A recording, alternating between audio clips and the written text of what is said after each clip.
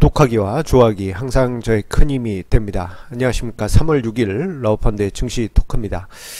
자, 오늘 제 헤어스타일이 조금 바뀌었습니다. 자, 오랜만에 어제 시간을 내서 머리를 깎아봤는데요.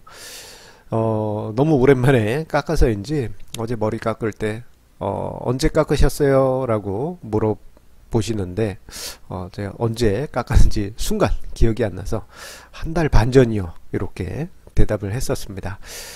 자, 유튜브 영상을 이제 올리기 시작하면서 여러 가지를 생각을 하다 보니까 머리 깎는 시기도 깜빡깜빡 놓쳤던 게 아닌가 싶습니다. 자, 깔끔한 헤어스타일로 오늘 증시 토크 이야기하도록 하겠습니다. 자, 오늘 증시 토크 주제는요, 가치 투자도 변동성을 이겨내야 된다라는 주제로 오늘 글을 적었습니다. 자, 이게 무슨 얘기냐, 주식시장에서 변동성이 있는 것은 사실이고, 그렇기 때문에 변동성을 이겨야 되는 건 당연한 얘기 아닙니까? 라고 생각하실 수 있는데요. 자, 몇몇 또는 그 가치 투자를 하시는 분들 중에 은근히 많은 분들이 가치 투자가 변동성이 없는 100% 안전한 투자로 생각하시는 경우도 왕왕 있기 때문에 오늘 글 주제로 잡았습니다. 특히나 우연히 이제 SNS상에서 가치 투자를 하는 어떤 분의 이제 글을 보다 보니까요, 여태까지 경험해 보지 못했던 하락률이 2월에 나타났다, 그러한 글이 있었습니다. 자, 그런데 생각해 보게 되면요, 자, 가치 투자도 어떠한 방식이든지 간에 최근 몇 년 동안의 변동성은 극히 작았습니다. 오히려 그 이전에는 훨씬 높은 변동성이 있어 왔는데요. 자, 이제부터 주식시장이 전체적으로 변동성이 높아지는 것처럼 가치 투자 종목군들도 변동성이 점점 확대될 가능성이 커졌습니다. 자, 오늘은 그 이야기를 위해서 과거에 제가 연구했던 자료들하고 최근의 연구 자료를 모아서 오늘 글 주제로 잡고 글을 적었는데요. 자, 일단 자료를 하나 보시도록 하겠습니다. 자, 지금 화면상의 자료는요, 제가 이제 가치 투자 포트폴리오 중에 이제 여러 가지 연구용 가치 투자 포트폴리오가 있습니다. 자, 그 중에 다양한 방식으로 연구가 되었는데, 그 중에 이제 PBR 기준으로 단순하게 종목을 뽑아서 1년에 한 번씩 교체하는 그러한 이제 가상의 포트폴리오로 연구를 한 데이터가 있습니다. 그게 이제 2016년, 2015년까지 이제 데이터가 있었고, 그 이후 데이터는, 최근에 연구됐던 다른 자료를 조합해가지고, 월 단위 수익률을 쭉 뽑았습니다. 월 단위 수익률을 쭉 뽑은 다음에, 그것의 표준 편차, 1년 표준 편차, 즉 이거는 변동성을 의미합니다. 참 갑자기 이제 변동성, 표준 편차 이야기 나오니까 좀 어려우실 수 있기 때문에 그래프를 바로 보시도록 하겠습니다. 자, 요 자료는 이제 2001년 말부터 해가지고 최근까지의 변동성 추인데요. 가치 투자라고 생각했던 그 종목군이라고 하더라도 월간 수익률의 표준 편차를 보게 되면은 은근히 제법 높았던 시기가 많았던 것을 확인할 수 있습니다. 특히 2000년대 초중반에는 매달 그 표준 편차 수준이 6에서 10% 정도에 이를 정도로 제법 높은 수준의 표준 편차를 보여줬고요. 이에 반해서 2013년 이후부터 해서는 5% 이하에서 오히려 하락 추세에 변동성 하락 추세에 있어 왔습니다. 작년 연말에는 요게 이제 3% 이하로도 내려갈 정도로 변동성이 급격하게 낮아졌는데요. 그러다 보니까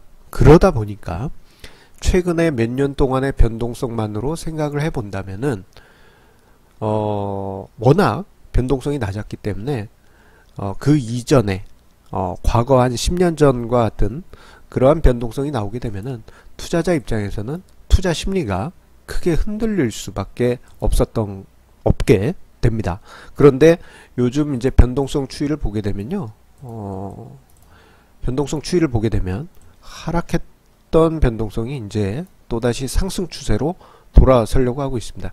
이 변동성 확대는 종합주가지수, 주식시장, 코스닥 시장 공통적으로 나타나고 있고, 이러한 현상은 결국 가치투자 종목에도 나타날 수 있는 것이죠. 자, 그렇기 때문에 우리가 그 이전과는 다른 어떤 투자 마인드가 필요하다라고 말씀드릴 수 있겠습니다. 특히나 최근 몇 년 사이에 가치투자를 시작하신 분들, 특히 최근 1, 2년 사이에 가치 스타일 투자, 퀀트 기반의 가치 투자를 하시는 분들이 크게 늘었어요.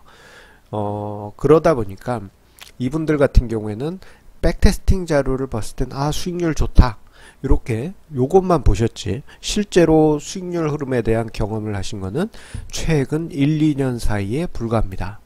자, 그런데 최근 1, 2년 사이는 앞서 언급드린 대로 가치 투자 포트폴리오라 하더라도 변동성이 크게 작았습니다. 하지만 그 변동성이 최근 들어서 확대되고 있기 때문에 요즘 이런 경험을 하신 분들이 가치 투자자분들 사이에서 많이 아마 발생했을 겁니다.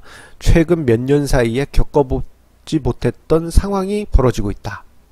이런 상황들이 가치 투자자들 사이에서 나타나고 있고, 이로 인해 가지고 투자 심리가 혼란에 빠지는 경우가 많이 나타나고 있습니다.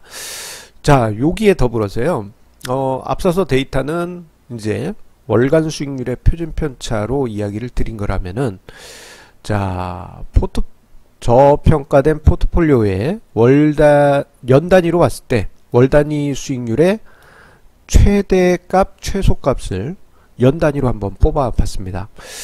자, 보시게 되면요, 한눈에 보시더라도 2010년, 2009년 요 경계를 딱 나눠 봤을 때 그 이전에는 제법 높은 월간, 그러니까 연간 최대 상승폭, 연간 최대 하락폭을 기록하고 있죠. 그에 반해서 2010년대 이후에는 요 폭이 크게 줄어들어 있습니다.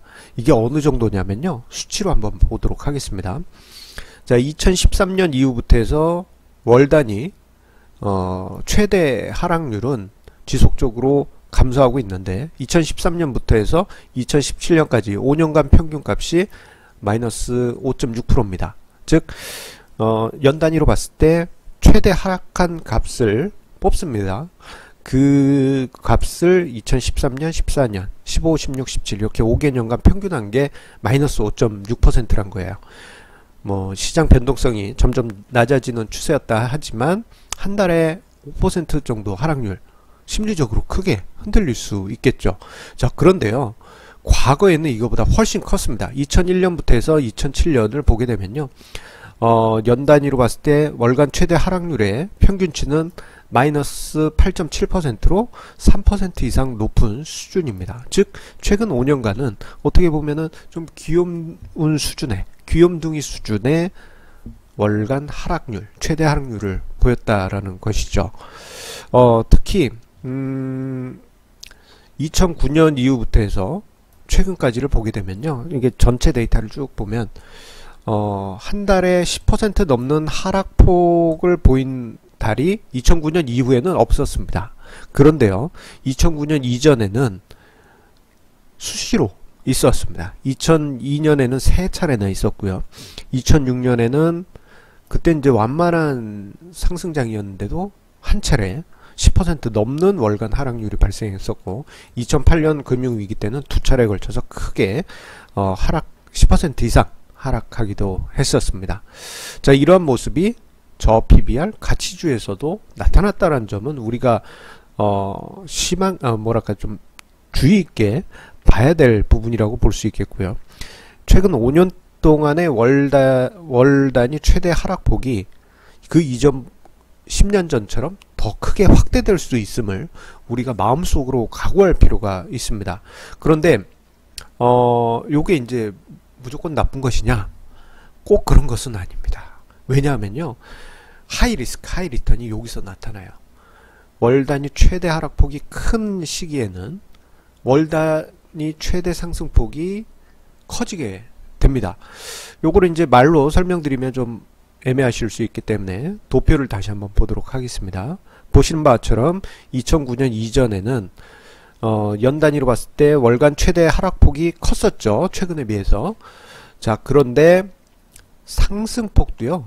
월 단위 최대 상승폭도 최근에 비해서 월등히 높습니다. 예, 한눈에 봐도 월등히 높죠. 요즘은 10%가 안 되는 그런 수준입니다만 2000년대 초중반만 해도 20%가 넘어가는 그런 월간 상승률을 보여주는 시기가 수시로 있었습니다. 자, 그래서 앞서서 연간 단위로 봤을 때 월간 최대 하락폭을 평균치를 구했던 것처럼 연간 단위 월 최대 상승폭을 구하고 기간별로 평균을 잡아보도록 하겠습니다. 자, 최근 연도 2013년부터 해서 17년까지 5개 연도를 보게 되면요, 평균치가 7.7%였습니다. 즉 1년에 봤을 때 한 달 최대 상승한 그 값의 5년 평균치가 7.7%였던 것입니다. 자, 그런데 2001년부터 해서 2007년 요 시기 때를 보게 되면요, 17.5%입니다. 거의 한 10%포인트 가까이 높은 값이죠. 요게 이제 중요한 의미를 갖습니다. 즉, 변동성이 확대되고, 그리고 월간 단위로 최대 하락폭을 기록하던 그 시기에는 반대로 상승할 때는 화끈하게 상승한다라는 그런 특징이 나타납니다. 가치 투자, 저평가된 종목 속에서도 말이죠. 그렇기 때문에 우리가 시장을 이제 대하실 때는요, 가치 투자라고 하더라도 변동성을 이겨내야 되는 그런 각오가 필요합니다. 특히나 최근 수년 동안의 케이스만을 생각해 보면요, 앞으로는 생각 외에 큰 월간 하락률이 나타날 수도 있어요. 10% 이상 하락하는 시기도 분명히 다가올 수도 있습니다. 만약에 그런 상황이 맞닥뜨려지게 된다면은 혼란에 빠질 가능성도 높아지겠죠. 만약에 이제 가치 투자자가 마음의 준비가 안 된 상태에서 이런 상황을 맞닥뜨리게 되면요, 자신의 가치 투자 방법에 대해서 회의감을 느끼고 이 때문에 새로운 투자 방법을 연구한다라는 명분 속에서 이것저것 투자 이론이나 투자 방법을 접붙이기를 합니다. 하지만 이렇게 급하게 접붙이기를 하게 되면은 검증이 안 된 상태에서 나쁜 투자 방법을 만들 수가 있어요. 오히려 독이 될 수 있다는 것이죠. 그렇다 보면은 이번에 바꿔서 이 전략으로 해볼까 해서 사용하다가 몇 달 안 돼서 퍼포먼스가 안 나오면은 또 다른 방법으로 접붙이기를 해서 새로운 전략을 만들었다 생각해서 또 전략을 바꾸고, 이렇게 되면 수시로 전략만 바꾸는 그런 상황이 만들어지면서 이도저도 아닌 투자로 바뀌게 됩니다. 심지어는 혼란 속에서 모든 종목을 투매하고 다른 종목으로 갈아탈 수도 있겠죠. 자, 가치 투자를 하는 입장에선 이런 혼란에 빠지게 되면은 이런 우가 벌어질 수 있기 때문에, 자, 우리가 가치 투자라고 하더라도요, 향후에 시장 변동성이 확대돼서 월 단위의 제법 큰 변동성이 나타날 수 있음을 마음속으로 생각해 둘 필요가 있습니다. 하락하면 하락한 대로 걱정이고, 또 지금까지 보여왔던 월간 상승률보다도 훨씬 높은 10년 전처럼 뭐 한 20%대 월간 수익률도 나올 수도 있습니다.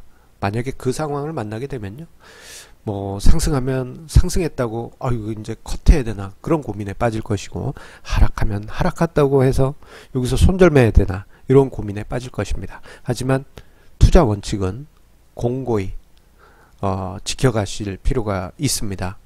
변동성이 확대된 시기에선 앞서 언급드린 대로 전략을 수시로 바꿔봐야 오히려 독이 되기 때문이죠. 자, 그리고 앞서서 보여드렸던 자료, 월간 수익률의 표준 편차라든가, 그리고 연 단위로 최대 상승, 최대 하락, 요거를 이제 자료를 뽑아낸 그 수익률을 99년 초부터 해서 최근까지 2017년 말까지 수익률을 누적해 보면 이러한 그래프가, 수익률 그래프가 나오게 됩니다. 요게 이제 수익률이 있는 Y축인데요. 요거는 일부러 삭제했습니다. 너무 큰 값이 나와서. 자, 제가 이야기해 드리고자 하는 바는 요 수익률에 나와 있죠. 변동성이 있더라도 이제는 흔들리지 마시고 마음을 단단히 가지셔야지 이 변동성 장세에서 투자 심리를 이기고 올곧이 수익률을 가치 투자를 통해서 만들 수 있다는 것을 꼭 기억하시기 바랍니다. 자, 오늘 증시 토크는 여기까지 하도록 하겠고요. 자, 우리 시청자님들의 구독하기와 좋아하기 항상 저의 큰 힘이 됩니다. 그럼 내일도 알찬 주제로 증시 토크 찾아뵙겠습니다. 감사합니다.